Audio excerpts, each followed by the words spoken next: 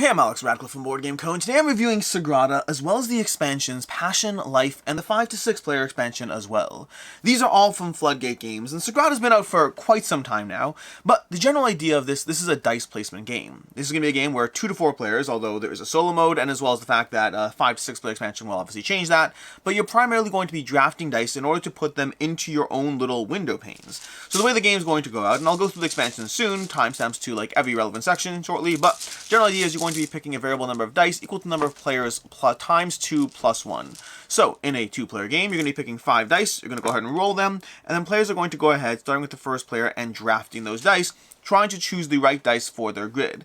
The core idea of what you're trying to do is you're trying to put dice into your grid across 10 rounds, and you're trying to put those dice specifically matching certain patterns, with the limitation that you cannot put the same number or the same color orthogonally adjacent to each other, orthogonally being like here to here as opposed to diagonally adjacent over there. So for example, let's go ahead and look at our private goal card. This player wants green dice. This is going to be a big part of their scoring objective, and there's a green 6 there, which is very helpful because they're going to score extra points equal to the value of all their green dice. So a 6 over here is a straight up 6 points for their engine. They're going to take this die, they're going to put it over here. They'll start by putting it into this box, being mindful of the fact that you want to be very careful not to put them on certain limitations over there. For example, how they put them over here, well, this die requires a 6 of any color, but a 6 can't go next to a 6. Placing it over here does work. It's safe. He's good to go. Great. Other player's going to take a die, and then they're going to choose another die and put it into their grid over here. And the problem is, this is a relevant point over here, you actually can't take that 6 off the hand. We'll start with this 6 over here because your first die has to go on the edge of your board, and every subsequent die has to go orthogonally adjacent to that. So this next die over here, we'll go ahead and put this down over there, take that, and start filling up our grid. The general idea is you're trying to score points from a variety of things. You're going to be scoring points based on your own private goal, which I already showed you, giving a number of points equal to the pips of a specific color. You're going to score points equal to the various public goals as well. You're going to have 3 public goals mixed up from a pool of public goals that'll be in each game. In this case, you're going to get 2 points for every 3 and 4 in the game. You're going to get 4 points for every pairing of 3 and 4. Then over here, you're going to get 4 points for having 1 of each color in your grid, so that red's already going to help us head towards there. And over here, you're going to get points for your color diagonals. As I chain that green over here and possibly put a green over here, trying to get as many green dice as I can for my scoring objective, you'll also get points equal to the count of diagonally adjacent dice of the same color. So if you can specifically and tactically build out your grid in the right patterns, you'll get points for that as well. That's the general idea of the game. You're also going to get points for some of these leftovers over here. These are used to activate the tool cards. Tool cards in the game are going to give you the opportunity to manipulate either dice themselves, to re-roll the pool, to move the dice placement. So for example, this one is after drafting a die, you can go ahead and flip the die to its opposite face. So this is a good example of where if we had a green 2 over here, and we really wanted to take advantage of that, since we like the green dice, we can go ahead and spend a tool to take this die, turn it into a 5, and thus get a much higher scoring mechanism because those 5s are going to be worth extra points to us, just because it's a green die and it's worth more points. The next person to use a tool card has to pay 2 of that color, and the number of these you get, by the way, is equal to the scoring pattern you have over here. Different scoring patterns and different complexities will give you a different number of gems to go ahead and spend in the tool cards. And that's the core game of Sagrada. Every turn across 10 rounds, you're going to be drafting dice from a common pool equal to the number of players times 2 plus 1. So a 4-player game would have 9 dice. You're going to be taking those dice and you're going to be putting them into your own grid based on specific scoring objectives and placing them first on the outer edge, and then from there working your way based on adjacency from prior dice. You're going to have to be mindful of not placing the same colors next to each other, nor the same number next to each other, while you build out your pattern, trying to take into account your own private goal and the 3 public goals until 10 rounds of play are over and score points, and that is how you play the game. Now, before we get into opinions and ratings and all that, let's start with the expansions, starting off with Passion. Actually, yeah, let's start with Passion. Passion is going to give you a few things. Now, for the most part, almost all the expansions add some degree of extra content, but if it's the same stuff, I'm not going to really dive into it, meaning if it's more goal cards, more tool cards, I'm not covering those, I'm covering the different things the expansions do. So first of all, the first thing Passion does is it adds these inspiration cards. Inspiration cards are going to be randomly dealt cards that are given to players that give them an ability and possibly a restriction in play that they have to be mindful of. So for example, Wisdom over here, at the beginning of the game, you lose a favor token, but once per round, using a tool only costs you 1 favor token. So you have 1 less favor, but the tools can cost you only 1 favor, even when it's already been used. So small little player-specific ability, that's what the inspiration cards add. We also going to go ahead and add a textured glass window, which is these extra dice you have in the game. and you're going to pick one window per game. So for example, let's say this one over here. At the beginning of the game, you're going to set up one window, which gives you another way to get these dice over here.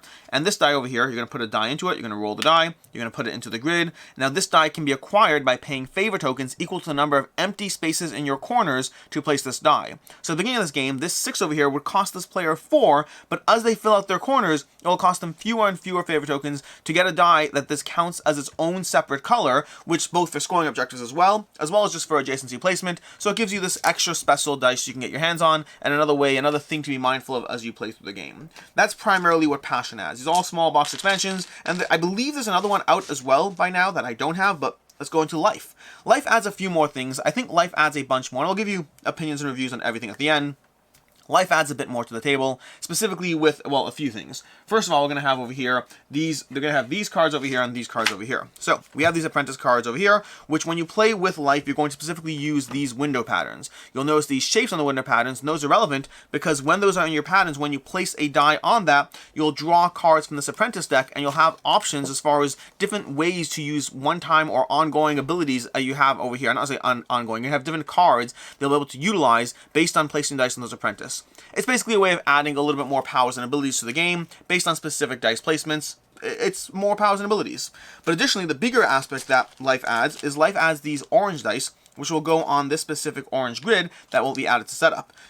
You're going to take these orange dice over here, and then you're either going to specifically assign them based on these colors, or alternatively roll them, and place them into different slots, at which point players have the opportunity to draft these cards by giving up a die. So when they take this yellow over here, because it's a 1, they can either take the 1 over here, or of any color, or the yellow, and get that specific die, which will go into its grid, counting as its own color, and you want to try to be mindful of the way these work. So for example, this one over here, if you place this like so, you're basically saying that this and this will both be the same number. You're saying these will both be the same number or color, and if that's the case, then you'll get those points for that. Does this go over here nicely? It does not go over there nicely. You can't really put it there. But you're going to have these different dice over here that, depending on how you put them to your grid, score an extra 5 points per die if you fit the matching requirements on those dice. So it's another little thing to add over there, and that's what the Life expansion adds, those extra apprentice cards, as well as these little Masterworks dice. And then lastly, we have the 5 to 6 player expansion. That one primarily adds components for 5 to 6 players, and again, all of these to some extent add more tools, more goals, more things like that. But the main thing that the Masterworks expansion adds, not the Masterworks, the 5 to 6 player expansion adds as well, is the fact that it adds these private dice pools. Every player is going to have a private die pool, which you're going to be getting 2 dice of each color that goes into the pool, and you have the opportunity on your turn, instead of having a larger dice pool, and let's say in a 2-player game, instead of having 5 dice, you would instead have 3 dice, and you're going to have the opportunity on your turn, you pick 1 die from the public pool, 1 die from your own private pool, and have the opportunity to activate a tool card. That's what your turn will consist of. So it gives you a little bit more control of guaranteeing you'll get specific colors in the game, and a little less randomness as far as what comes out of the bag and player order and all of that. And with those, everything as far as what the game adds, let's go ahead and dive into the review, starting off with ease of play. All of these are incredibly easy to play. A game of Sagrada typically takes anywhere between 35 to 45 minutes, somewhere in that range. It could drag a little bit, but usually 35 to 40 minutes, I'd say, 45 minutes. The game itself, as far as learning it, it's like 2 pages of rules back and forth, so 4 pages total, including setup, components, all of that. Very easy to understand. All of the component modules, all of the expansion modules have small little rule books covering each of what they add. Overall, this is a very easy game to learn, to teach, to play. The most confusing part is just when you have enough modules tracking what everything's doing or trying to remember the setup of this, setup of that. So the only real complexity here comes from having potentially a bunch of stuff and trying to figure out how it all, well, interwingles, interweaves, all of that stuff. But past that, as far as my review, as far as what I like, don't like, and can see others not liking, starting with the base game first and then talking about what the expansions add. Overall, Sagrada is just a fun game of rolling dice and trying to fulfill different scoring objectives. I tend to like the scoring different objectives kind of genre of game, of trying to be mindful of different things that are going for as far as how to score in the game. You're going to be trying to draft dice as you roll them, place them into your grid, trying to think through how you can best play out your grid, combining the fact that there's tools in play you're going to want to use. Getting to them early means you get them cheaper, but getting to them later means you have the control when you probably most need it as you head into late game as trying to rearrange or re-roll dice to get those last spots you need. So it gives you a little bit of a crunch with those tools. It gives you enough decision space with the actual placement. It gives you the private goals and public goals in which you're trying to think through the best way to kind of combine everything to be able to do what you want in the game. Overall, Sagrada is just giving you a vibrantly colored, quick playing, easy to play game that gives you enough to consider as you go through it, both tactically, strategically, as far as mindfulness of the points and all that, that it's giving you just engaging, simple, fun, and rewarding engine of a game. That's what it comes down to. As far as what I don't like, there's just really one thing in the game that I don't like, which is I tend to find the private scoring goals to be way overpowered. I think that the number of points you get from high value pips of your own color can absolutely be a chunk of your points in a way that makes other things feel, well, nowhere near as worth it. If you grabbing that green 6 means you get 6 points, as opposed to getting 4 separate dice contributes 4 points towards this. Giving up points in order to get a wide range of die instead of just getting greens, it makes no sense. You're always going to want to prioritize your own color over and above everything else. Yes, there's still stuff to manage in the game, but that's a big deal for me. I would say that's the biggest negative aspect I have on the game. As far as what I can see others not liking, some of these things have already been addressed in expansions, but the generic dice pool aspect, the rolling, the drafting, the order, you can absolutely get screwed out of the dice you need, especially at higher player counts. A little more control at, a smaller player count, but you roll a pool full of red dice in a 4-player game, those 3 red dice can be snatched up before you have a chance to get there, which depending on the goals as well, could be something you're all trying to go for to a degree. Those numbers can be picked. There's a little more competition at higher player counts, and that's really as far as, and then also the tools in general, especially when you start trying to hold onto the tools for a later game, you may only have the opportunity to activate 1 or 2 tools the entire game across 10 rounds, which gives you this ability in play that isn't heavily activated. Before we get to final thoughts, let's talk about what the expansions add. As far as Passion, like I said already, adds the inspiration cards, which is just a nice, easy addition. I would always play with these. It just gives you a power and ability for the character. That's a lot of fun. For me, the textured glass doesn't really add a lot to the game. It adds another thing to be mindful of, but honestly, I'd rather just have the tool cards. This is not a bad expansion to me, but I just don't care about what it adds. To me, it doesn't add value to the game. I rarely walked into this, I rarely played with textured glass thinking that, having that extra color die really helped in some. It's an extra thing. It feels like an extra tool, as far as an extra tool at your disposal, but just with a lot more of a game weight to it. So it's okay, I don't mind it, but it certainly doesn't add anything for me either. As far as life, with life over here, I do like the apprentice cards. It's more powers and abilities. It's another thing to be mindful of. Again, it's an easy addition to the game. I like the apprentice cards. It's a good thing to add. As far as the Masterworks dice, it kind of falls into that same territory. I like the Masterworks dice, but I often find that it's not often my go-to move. More often than not, it's something that I take when the other things aren't working for me. The 5 points can be nice, but you're never going to choose it over your own color. See previous notes about everything else. And the 5 points per die could be good, but when you have all these other scoring objectives going on, I find sometimes it can take away from the overall scoring.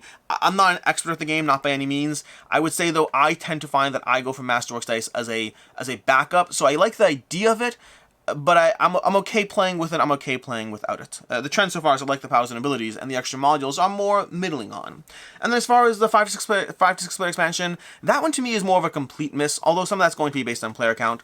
I don't want to play this game at 5 to 6 players, so I don't really particularly care about the extra player components. And then as far as the extra drafting module, those are nice to have in theory, but I usually just prefer the regular drafting of the game. I prefer that giant pool of dice that's being pulled out, and I feel some of that impact gets taken away when you're working with your own private dice pool, even though this does add more balance. I think these are probably more essential when you're playing with 5 to 6 players, which is the game state I don't love to play in. What I will say in addition to, before we move on to final thoughts, is again, all of these expansions do add extra tools or goals or other things going on that are general stuff in the game, so there are other reasons to get them other than the new modules as well, and those are all nice to have. I like more variety in the objectives, I like more variety in the private objectives, I like more variety in the tools, so all of those from all of the expansions are just a good thing across the board.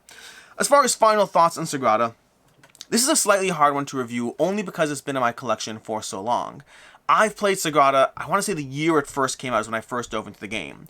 And it's one of those games where your first dive into it is charming to no end. The first dive into it is colored dice, place them into your grid, a lot to think about, and a game that's easy to teach, easy to play, just good across the board.